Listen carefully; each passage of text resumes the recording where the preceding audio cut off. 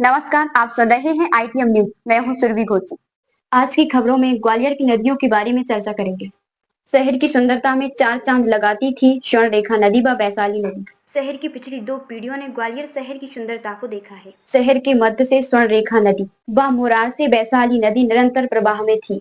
शहर की सुंदरता में चार चांद लगाने वाली दोनों नदियों में स्वच्छ जल बहता था।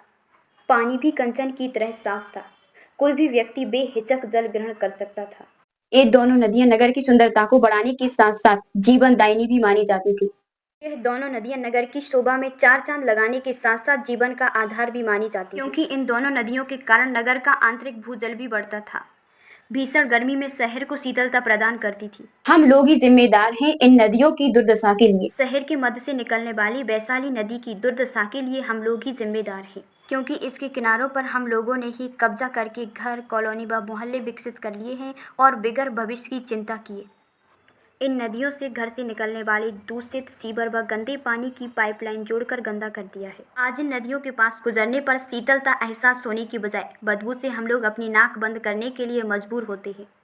नमामि गंगे प्रोजेक्ट के लिए 64 करोड़ रुपए मान्य हुए हैं। वैसे मुरार नदी के सुधार के लिए नमामि गंगे प्रोजेक्ट के तहत वैशाली नदी को मूल स्वरूप में लौटाने के प्रयास शुरू किए गए हैं। मुरार की ऐतिहासिक वैशाली नदी को गंदगी मुक्त कर स्वच्छ एवं सुंदर बनाने के लिए केंद्र द्वारा नमामि गंगे अभियान के तहत 84 करोड़ रुपए मान्य किए हैं।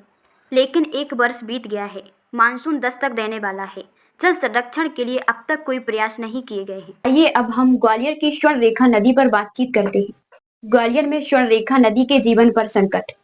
स्वर्ण रेखा नदी ग्वालियर के लिए एक महत्वपूर्ण जलधारा रही, लेकिन हाल के वर्षों में इसकी स्थिति चिंताजनक हो गई। इसके अतीत को देखते हुए यह नदी पहले एक महत्वपूर्ण जल स्रोत के रूप में जानी जाती थी, जिसका उपयोग सिंचाई और पेयजल के लिए होता था। करोड़ों खर्च के बाद भी नहीं सुधरी है हालत।